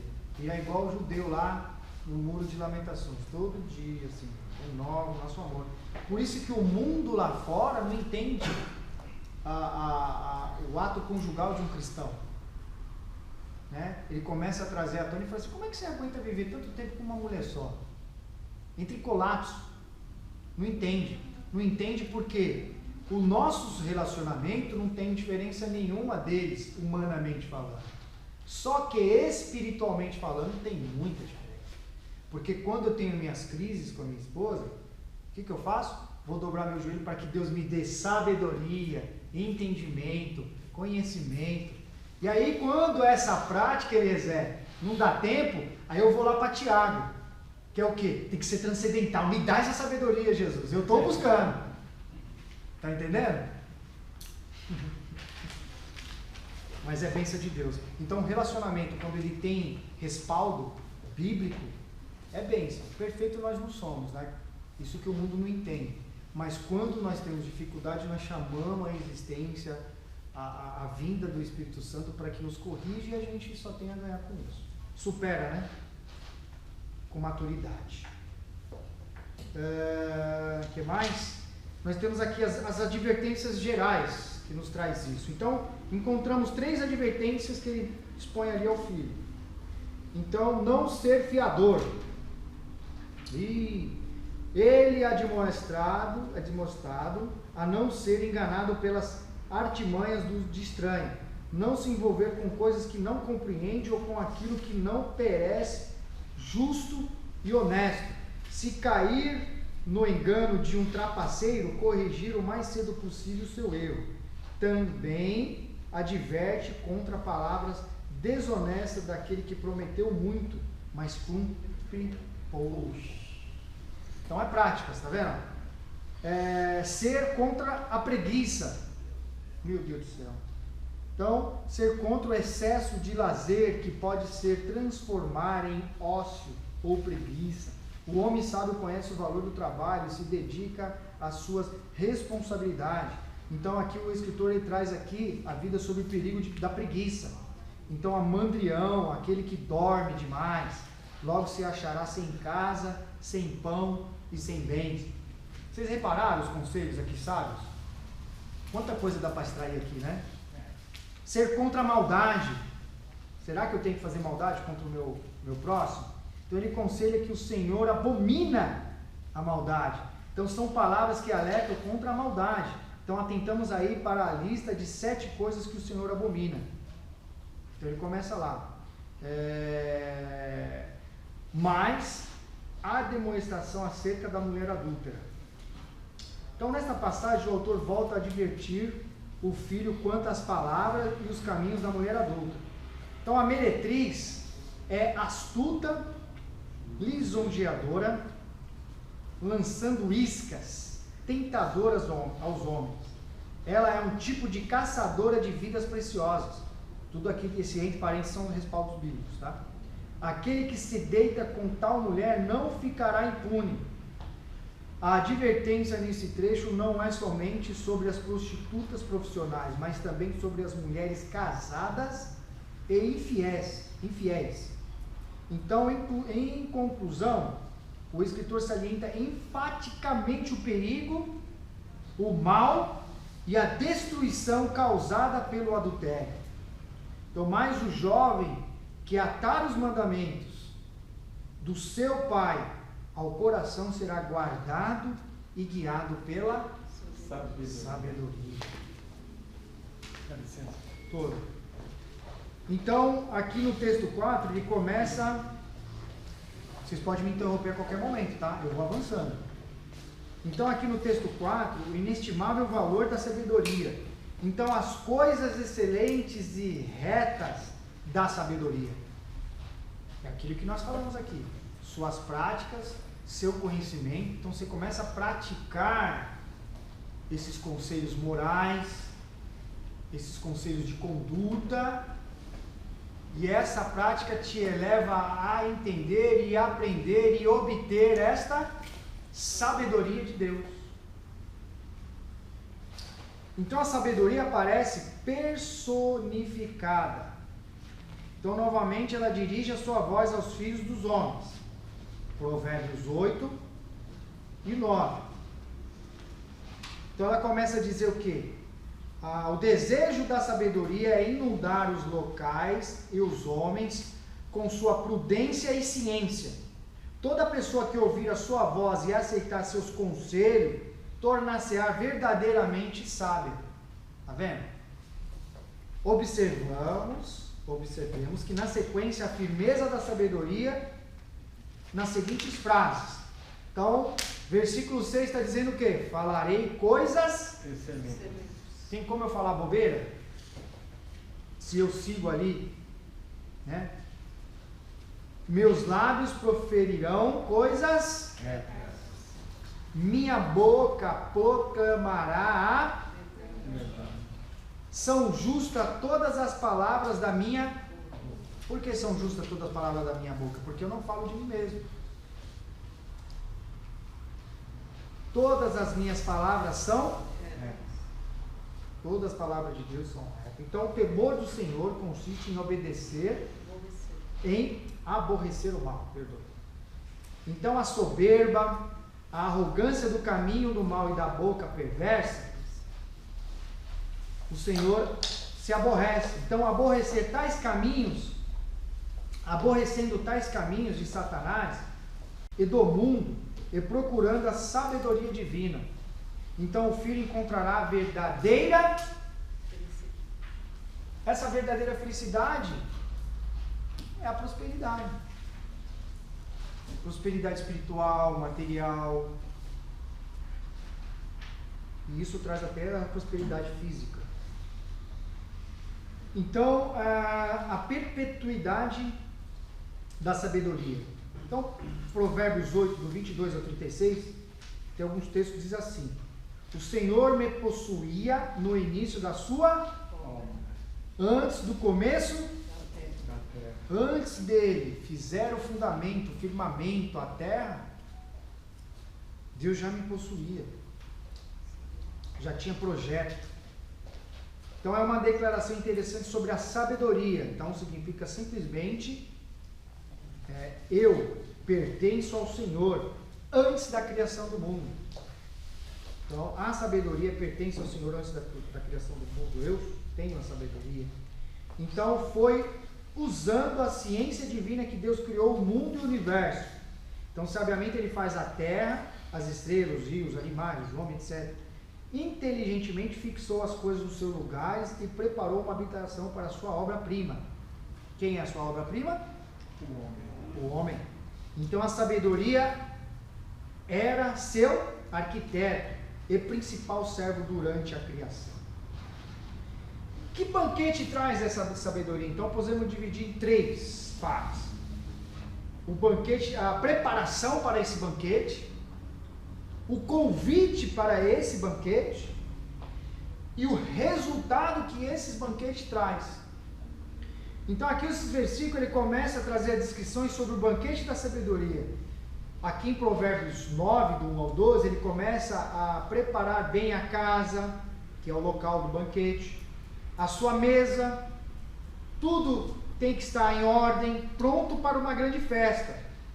E aí em seguida ele lança o convite para que todo o povo, todo aquele que estiver atento, ou seja, aquele que tem ouvido ouça, ele ouvirá a voz e terá lugar à mesa esse banquete. Volto a dizer, pratica a verdade, pratica o conhecimento de Deus, que o tornará o quê? Sábio. Então a gente começa a entender que aqueles que são sábios crescerão em sabedoria. E por último, o resultado do banquete são o quê? Seus dias se multiplicarão. Vocês já repararam que é diferente o enterro de um crente? Lógico, não é via de regra, mas a maioria, quando você vai, já é de idade avançada, não fumou, teve alguns benefícios, né? Vamos se dizer que nada disso é real. Então ele não fumou, não traiu a esposa dele, não se prostituiu, não usou droga, tentou manter a paz com todos, ele meditou nas orações, que é uma meditação que o transcende a Deus, que é o que o Sheshinoe apresenta, que o budismo apresenta, essa transcendental, essa busca de que o cenário está em caos, mas eu estou em extrema concentração com o universo. Então, trazendo para a questão, é a mesma coisa. Nós estamos num caos, está tudo mostrando para nós o contrário, mas nós estamos no centro da vontade de Deus, meditando ao trono celestial e Ele nos transmitindo a paz mediante ao caos. Você vê? Às vezes a gente entende isso. Então, quando nós começamos a preparar a nossa casa, ordenando ela, participando do banquete, nós começamos a entender que nós somos sábios. E essa sabedoria, ela é perpétua. Na onde? Aí é fácil vocês acertar. Em Cristo. Morada eterna com Cristo. Eternidade. Que são um dos atributos da alma. O quê? A eternidade. É um atributo da alma. Ou ela vai para o céu, ou ela vai eternamente para o céu, ou ela vai eternamente para o... Então a alma ela é eterna. Para onde vai? Louco, pedirão a tua alma. Para onde vai? Cada um responderá por si. E aí o Senhor, Ele é possuidor dessa obra, Ele preparou um banquete, e aí vem a loucura. Então aí, o contraste do banquete da sabedoria, temos aqui o convite da loucura, para nos assentarmos à sua mesa. Então a loucura também é personificada aqui, só que por uma pessoa insensata e ignorante. E também tem algo para oferecer aos simples, e é faltos de incenso. Faltos de incenso. Então, comparemos o versículo 16 com o versículo 4. Aí a gente observa, no entanto, a refeição que ele oferece, águas roubadas, pão e comidas ocultas. Isso é de Deus? São ensinamentos de Deus?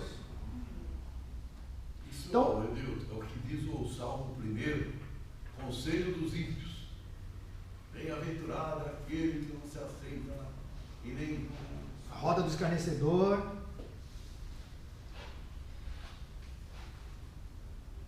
Cadê? Eu tinha procurado um negócio aqui. Daqui a pouco acho que eu faço mais alguma coisa, Roberto? Mais alguma colocação? Então vamos lá, vamos adiante. E aí, para perpetuar essa sabedoria, nós temos que arrumar a nossa casa, entender que nós somos obras da sua perfeição antes da fundação do mundo, que Ele é o nosso arquiteto e nos colocou para dominar sobre esses elementos, e que também nós participemos desse banquete na preparação, no convite e nos seus resultados.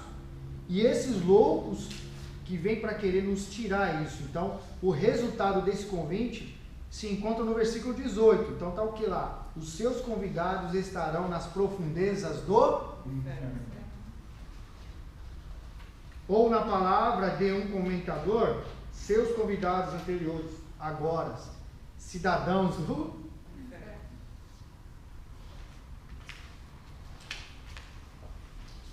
O justo e o ímpio, bênção e maldição. Então Provérbios 10, 2, ele começa a dizer: os tesouros da impiedade de nada aproveitam, mas o justo o livra da morte. Esse versículo resume o princípio da sabedoria em relação entre o justo e o injusto. Então a primeira parte do versículo indica que aquilo que é adquirido por meios da desonesto, de nada vale para o homem. Que é um dos conselhos que Salomão traz, né? Tudo sem Deus é vaidade. Ou seja, o que adianta eu morar lá no Morumbi, num condomínio fechado, andando de BMW, helicóptero, jatinho, se eu não tenho Deus? Não é que eu ter tudo isso não é de Deus. É não ter Deus com isso. Se eu não tenho Deus com tudo isso, é vaidade. Não serve de nada. Aonde a traça, o ladrão vai roubar, não serve de nada.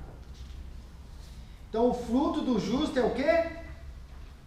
Árvore da vida. Então a boca do justo é manancial da vida, a esperança do justo é alegria, a justiça do íntegro endireita o seu caminho, a alma generosa engorda, e o que rega também será regado, ou a prospera. E aí a gente começa a olhar para o cenário aí fora, a gente começa a olhar a inversão de valores, né? Parece um absurdo eu achar 100 reais e ir correndo lá e falar: Gilberto, você derrubou 100 reais. Nossa, como ele é íntegro, vamos chamar a Globo, fazer uma matéria que ele... Não, isso é base de todo mundo. Isso teria que ser normal. É difícil de acontecer, porque o mundo está corrompido. Então, isso aí. Achou, vai embora. Você vê? Inversão de valores. Inversão de valores. Corre pro McDonald's mais próximo. Não, é perigoso fazer igual a irmã lá. O Espírito Santo mandou eu pôr o pé na mão. Agora o Espírito Santo esperou o irmão sair fora, ir embora. Aí depois agacha e pega a minha cela, eu te preparei. Eu já presenciei em uma das igrejas uma irmã dando um testemunho assim. Vou vontade de desligar o microfone e derrubar ela de cima do púlpito. Irmã, pecou, pega o dinheiro, você viu de onde veio, caiu, devolve.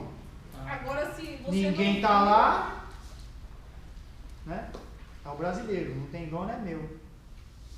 Agora, se tem dono... É igual um troco errado. Deu errado. É igual ir ao mercado... Se for menos, você volta para cobrar. Se for mais, você vai embora. Tem uns crentes que tem mania de ir ao supermercado degustar, né? Ali é uma degustação deliberada. Um danoninho, um queijinho, já vi, tá?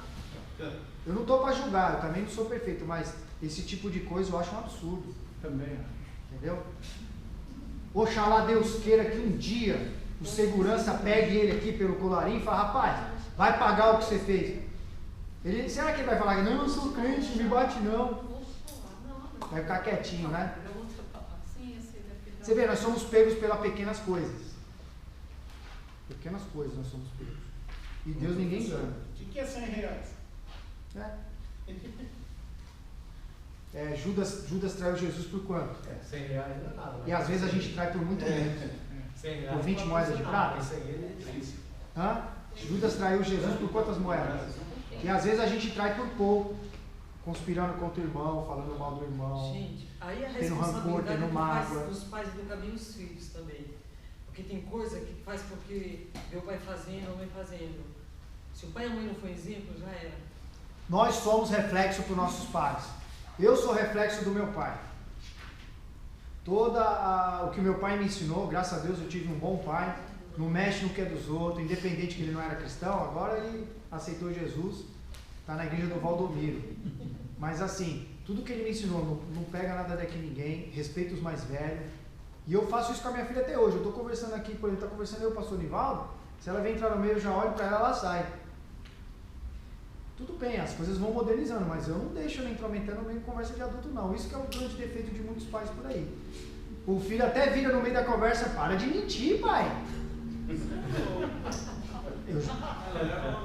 Se é da minha época, minha mãe dava um tapa na boca e quebrava meus 2 dentes. Se é hoje, eu vou preso. É o perigoso meu vizinho denunciar e o conselho tutelar ir lá na porta da minha casa. Eu fiquei sabendo de uma agressão de criança aqui. Nós aprendemos que quando os nossos pais conversavam, a gente podia chegar perto. Se ele desse ousadia, você, pois não, o que você quer? Agora não. Meu pai, pastor, meu pai só olhava assim, eu já baixava a cabeça e ia embora. Hoje estão até opinando, né? Vixe, minha criação, pelo menos, eu acho isso um absurdo. Encerramos aqui, né? Tá bom. Integridade e impiedade. Tá. O que é caminho de impiedade? O que é impiedade? Ímpio. Impiedade. Ímpio.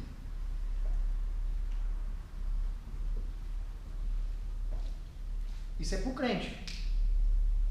Fique pasmo. O que é? A pessoa que é desumano e a pessoa que é insensível.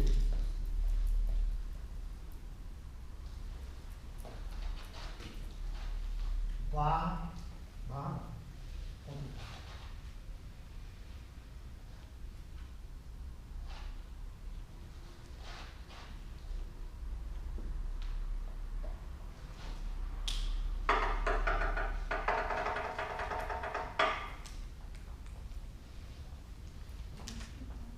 Vamos para a parte da labor e indolência. Então, todo trabalho tem sua recompensa.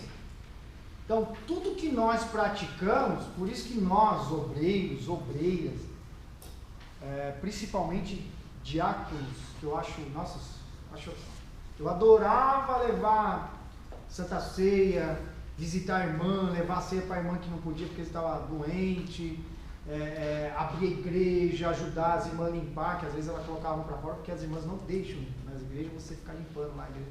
Eu queria lá ajudar, abrir e fechar a igreja, aguardar o seu último lá, né? É lindo o trabalho do diaconato. O diaconato é a estrutura da igreja ali, operacional, falando. Ela que recepciona, é ela que encaminha para o batismo, é ela que discipula, é ela que faz as visitas, é ela que leva os casos para o pastor. É excepcional o diaconato. E aqui a gente começa a ver que essa sabedoria ela vem gradativamente, você vai angariando até ela, né, se tornar evidente em nossas vidas, até ela se perpetuar, igual a gente encerrou aqui agora. Então o que acontece? Aqui na página 125, o labor e indolência, então nesse texto a gente vê que o ensino de Provérbios a respeito da disposição e a falta dela para o trabalho e as suas decorrências. Então o trabalho ele traz, né, recompensas.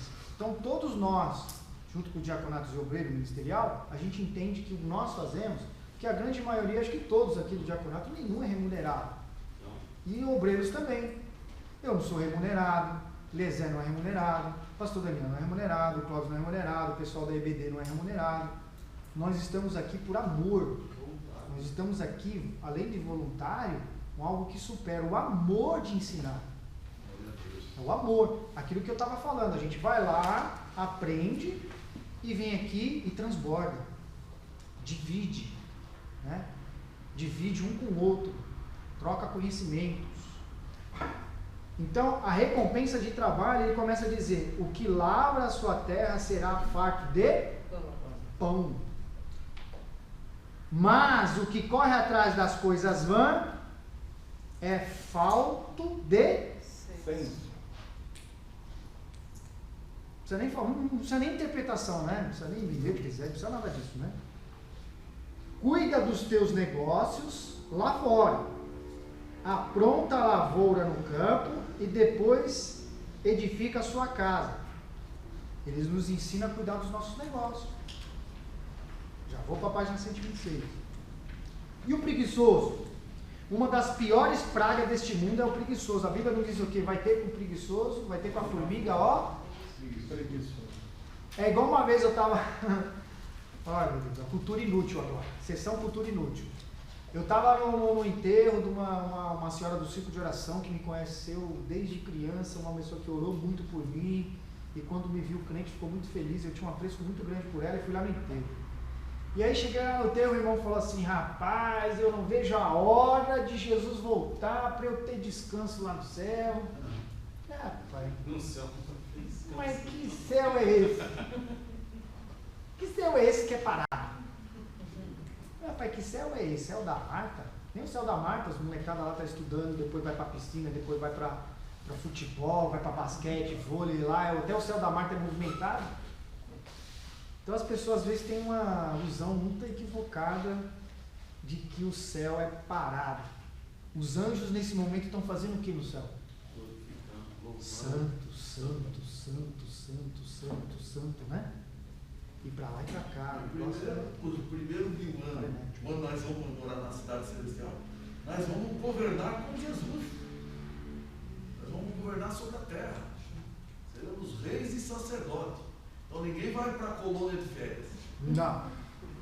Lá não tem preguiçoso. Uma que o céu é tomado à força. É o que vencer. Apocalipse está falando o quê? O que vencer. Aí vai para outro capítulo. O que vencer. O que vencer. Então como é que eu vou ficar parado sem vencer? Não tem luta, né? Sem vitória. Então ele fala do preguiçoso. Não assará a sua casa. Não lavra por causa do inverno. Mete a mão no prato e não quer ter o trabalho de levar a boca. Pô, ele quer a mamãe ali dando papinha na boca? Bicho vagabundo, tranqueira, né? Então aqui a palavra proferida de homem preguiçoso são um pouco para dormir, um pouco para tosquenejar, um pouco para encruzar os braços em repouso. Ele inventa qualquer desculpa para ficar em casa. Diz o preguiçoso: um leão está no caminho, um leão está nas ruas. Esquece que houve um leão, esquece que se houvesse um leão na rua, até o homem sábio permaneceria em casa. Ele usa aqui uma analogia legal. E aí o que traz essas consequências no texto 2 da página 127, essas consequências dessa tolice? Então o sábio de coração aceita os mandamentos, mas o insensato de lábios vem a ruinar-se. Então a tolice leva à ruína. Provérbios capítulo 10, versículo 8 ao 10, 14. Então no versículo assim observamos que o resultado da tolice são sempre desgraça e destruição. Então o verbo arruinar, no versículo 8 e 10, significa queda, contrastando as duas frases do versículo 8. Notamos que o sábio aceita conselhos, mas o insensato, insensato o quê? Falador, cair.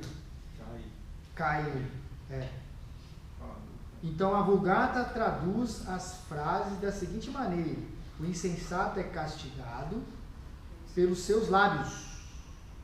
É aquele velho ditado: a pessoa faladora, ela pega pelo quê?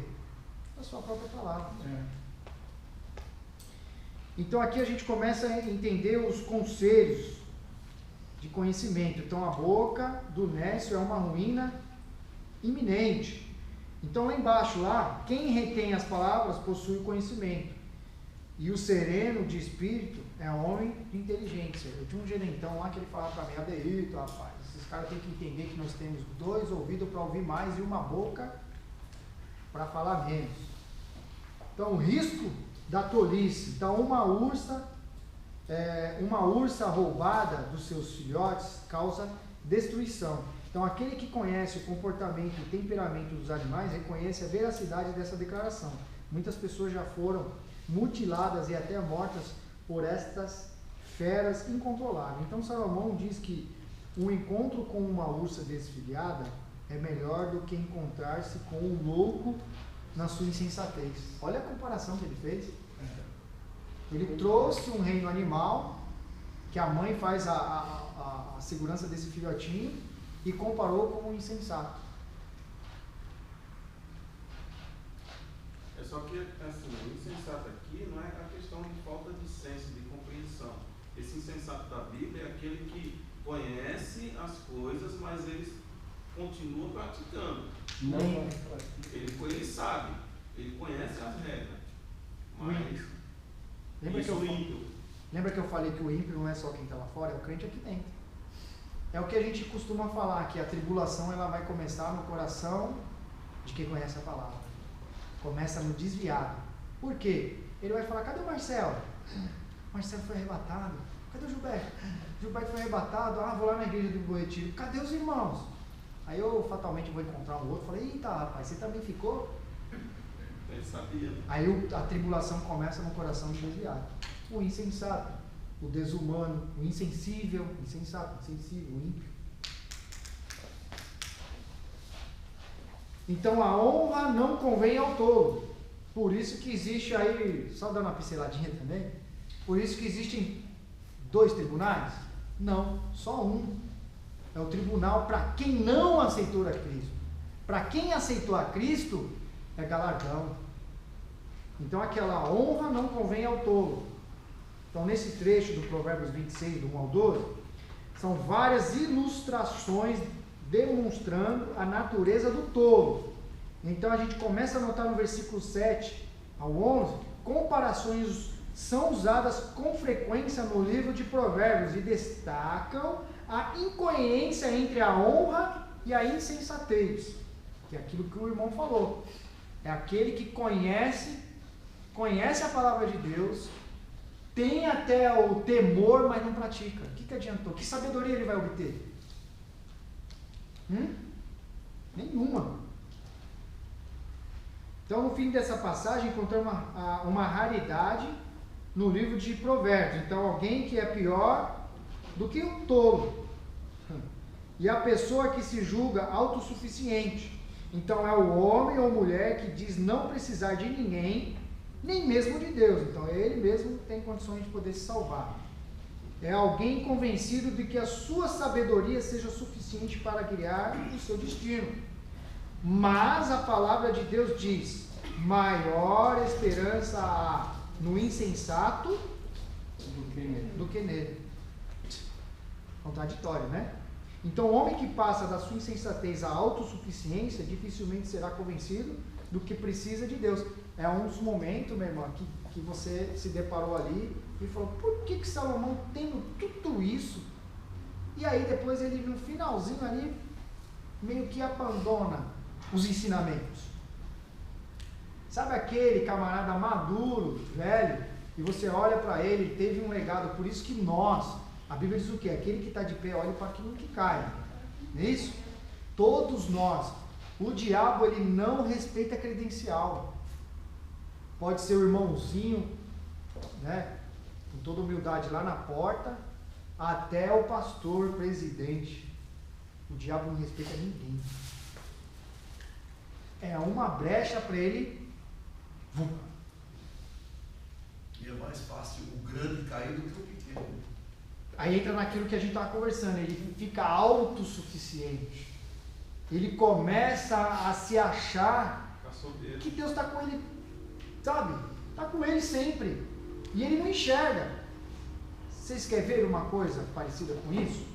fazer uma analogia, aquela pessoa que quando pega o microfone você fala, nossa, que bênção, eu queria ser igual a ele, nossa, ele é referência para o meu ministério, nossa, como ele louva, nossa, olha como ele conduz a obra de Deus, só que em casa ele bate na esposa, só que em casa a filhinha dele fala, alguém já ouviu esses testemunhos por aí? Ele fala assim, ai mamãe, eu gostaria muito que a nossa casa fosse lá na igreja, porque lá na igreja o papai é bonzinho, aqui na igreja, aqui em casa ele é um mal pagador. É aquilo que o Napoleão Facon fala que é verdade. Os meus erros, os meus defeitos, não invalidam as verdades de Deus. Amém. E aí o diabo, a maior coisa que o diabo adora também é ego. Ele vai lá no ego de cada um e aí o povo aplaude. Ele tem todo esse cenário, né, nos bastidores aí que não condiz. Graças a Deus que a Bíblia diz o quê? Você pregou em meu nome? Quem é você? Não te conheço. Você nem quem é, praticador de iniquidade. Porque o inimigo engana, a pessoa acha que ela está com Deus, aí é batismo com o Espírito Santo, é a pessoa aceitando Jesus, só que ela cometendo profanações aí fora dos bastidores, né? Tendo amante, num pagano, tendo rancor, todos aqueles frutos do pecado lá, né? E tendo e achando, porque o ego, o autossuficiente, ele chegou num patamar de glamour, de riqueza, né? De todo mundo bajulando, todo mundo. Isso é um perigo. Isso é um perigo. Aí o camarada, esse líder, ele deixa Deus de lado e ele se torna a reserva da Trindade.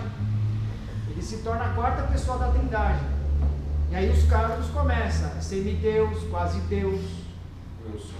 Né? Ele sobe no monte e volta semideus, porque Deus me chamou igual o apóstolo Paulo. Tudo virou automático. E aí ele traz aqui relacionamento sadio, o alicerce de um bom viver, regra de como viver bem. E aí ele traz aqui o seu relacionamento, a sua ligação com os conselhos do Pai, comunhão com Deus, através de um comportamento, é comportamental, é moral. A Bíblia, ela é moral. Ela é moral, ela choca ego, superego, bate de frente com o ego. Você me chamou para eu servir ceia com os diáconos? Sou evangelista, vou nada. O ministério de Jesus mostra tudo isso. Eu? Não, sou servo. Eu tenho uma credencial de um reconhecimento, de um trabalho, de uma vocação, mas eu continuo sendo servo. Continuo sendo servo. Se tiver um mutirão, tiver que lavar a igreja, lavar o banheiro, nós somos igual uma abelhinha, trabalhadoras. É pro reino, é edificante, vamos que vamos. Não vou não. Eu sou pastor. Eu lavar banheiro, eu sou pastor. Eu tenho que fazer visita com os diaconatos, eu sou pastor. Então esse relacionamento sadio é o alicerce de um bom viver, de um coração alegre. Se tivesse um psicólogo aqui, ia trazer uma visão diferente, que a gente já cansou de ouvir por aí também, né? Se eu tenho um bom relacionamento, se eu vivo bem, eu não vou ter gastrite, eu não vou ter infarto, não, um monte de doenças psicossomáticas, de transtorno que vai afetando, um é rim, outro é coração, outro é, né? Não é isso? Fígado. Eu, quando estou com a minha ansiedade atacada, aí está o meu segredo de emagrecer, Marcelo. Eu não como nada. Eu não consigo comer. Porque ele conseguiu observar que eu estou mais magro, né? Eu já sou magro de barriga, mais magro. Então, ansiedade. Quando ataca a minha ansiedade, eu não consigo me alimentar. E eu fico, se deixar, 2-3 dias. Já tive até úlcera por causa disso. Então, aqui ele traz um relacionamento sadio. Amigos verdadeiros, eu tenho. Então, quais são essas qualidades? Eu achei isso lindo, gente. Nossa, eu me emocionei, dei uma bradada de língua estranha, depois chorei. Isso é lindo. Então, veja algumas qualidades de um amigo verdadeiro. Vê se você se enquadra, Gilberto. Ele não comenta com ninguém as falhas do seu amigo. Que a primeira coisa de um amigo falso é começar quando você não está mais agradando o que ele quer, ele já sai falando, Deilton, que não é crente não, rapaz. Aí começa a falar todos os meus defeitos, que eu tenho mesmo, um monte. Isso é amigo? Mas isso daí não é só para o amigo, mesmo para aquele que você não tem um bom relacionamento com ele, é horrível a pessoa ficar exaltando os erros dos outros. Pessoa sem escrúpulo, né? Sem ética, sem sei lá o quê. Então ele reconhece que o seu amigo não é perfeito, contudo isso não influi negativamente a sua amizade. Está lá, olha o que a Bíblia diz. Provérbios 17, do 9 ao 17. O que encobre a transgressão adquire amor, mas o que traz o assunto à baila separa os maiores amigos. Ama a pureza de propósito. Então, o que ama a pureza do coração e é grácil no falar, terá por amigo o rei. É fraco com seus amigos nas suas repreensões. Então, melhor é repreensão fraca do que o amor encoberto. Franco. Cadê? Franco. Melhor, melhor é a repreensão franca do que o amor encoberto. Leais são as feridas feitas pelo que ama. Pô, Adeilton, você não trouxe o óculos? Você fica trocando as palavras, traz seu óculos. Né, Juliano? Você vai me aconselhar, não vai? Amigo. Ou senão ele, parabéns. Eu tô falando um monte de besteira aqui, ele tá, parabéns. Ele quer o meu bem? Não. O senhor usa óculos, ele pensou. Eu uso. Tem estigmatismo. Estrábico. Então ele apega-se àquele a quem ama. Então, com o ferro, vou olhar bem. Com o ferro se afia, assim o homem ao seu amigo. Não é bonito? Isso é lindo. Eu estava lendo e falei, nossa, que lindo isso. É hábil conselheiro. Como o óleo e o perfume alegram o coração, assim o amigo encontra doçura no conselho cordial. Isso é maravilhoso. Vou pular, tá? Pais e filhos. Então, nossos dias, a solidez da família, isso aqui eu li lá para a Malu, ela ficou brava comigo. Não, pai. A solidez da família vem sendo destruída cada vez mais. Eles estão querendo desconstruir a família, né? Então, o alicerce do lar está abalado por poderes malignos. Nós sofremos influências constantemente. Temos que estar vigilante, orando pelo nosso lar. E ele sempre vai usar alguém, não importa que se for a mulher, o homem, alguém mais fraco, para querer destruir o lar. Então, a desintegração da família provoca o aniquilamento da sociedade, pois o lar foi destinado por Deus como base desta. Então, eu comecei a ler para a Malu. O filho sábio alegra o seu. Eu estou vivendo isso hoje. Meu pai está ficando idoso. E ele acha que eu ainda sou criança, adolescente daquela época. Então eu ajo com sabedoria para que ele fique feliz. Ele fala muitas coisas que eu não concordo, mas eu não discordo com sabedoria para vê-lo feliz. E às vezes, contra a minha própria vontade, faço aquilo que ele está pedindo. Eu não estou falando aqui que eu sou um filho perfeito, porque quem me conhece sabe que não sou. Mas esses últimos anos, a palavra de Deus me confrontou. Porque se eu aprendi e vou um dia ensinar, e estou aqui lecionando para vocês, se eu não praticar e eu não viver, eu sou o quê? Hipócrita. Eu sou hipócrita. Se eu prego amor ao meu amigo, se eu prego comunhão e não separação e porfia, eu sou hipócrita. E esses são a sabedoria praticada, porque confronta. Seu pai vem, não, você já pai de família velho, seu pai, não é assim não, vai fazer assim, já vem, desfaz, mete a mão. Tá bom, pai, ó, ficou até melhor. Né? Não é assim? Honrar. Você pode não concordar, mas você tem que honrar. E aí ele começa a falar, o filho sábio ouve a instrução do pai. Castiga o teu filho, isso aí a Malu não gostou, enquanto há esperança. Eu falei, tá vendo, Malu, eu vou te castigar, porque depois quando você tiver adulto, você vai saber que teve uma correção e vai ter base. Não, papai, essa parte eu não gostei não. Corrige o teu filho, essa aqui também ela não gostou não, e te dará descanso, dará delícias à sua alma. Então se der base para ela, como eu tive uma base de caráter, eu não tive cristã, mas meu pai me deu uma base de caráter, de boa índole. E aí eu dando essas duas bases para a Malu, dificilmente ela vai se corromper. Por que a Bíblia nos ensina? Instrui o seu filho o caminho que ele deve andar, para que ele não se desvie. Eu acredito piamente nisso. Eu acredito piamente na educação. Porque eu tenho amigos que nasceram dentro da favela, são pessoas de bem, se formou, está numa vida melhor, tirou a mãe dele da favela, tirou a família dele da favela e são pessoas de bem. E conheço pessoas também que não saíram na favela, estão na favela, tem uma casa mais limpa que a minha, tem uma casa mais organizada que a minha, são pessoas de bem, trabalhadoras, honram os seus compromissos, crentes, que dão um banho na gente.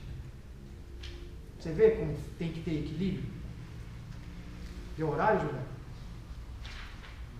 A palavra de Agur e do rei Lemuel tem o seu prefácio, a grandeza de Deus, a pureza de Deus.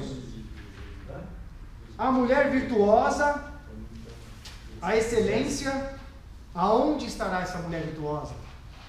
É aquele versículo que muitas mulheres ficam bravas. Mulher sábia edifica e a tola destrói. Ô mulher, seja tola. Mas e o homem, como é que está sendo também? Para que essa mulher tenha atitudes sábias.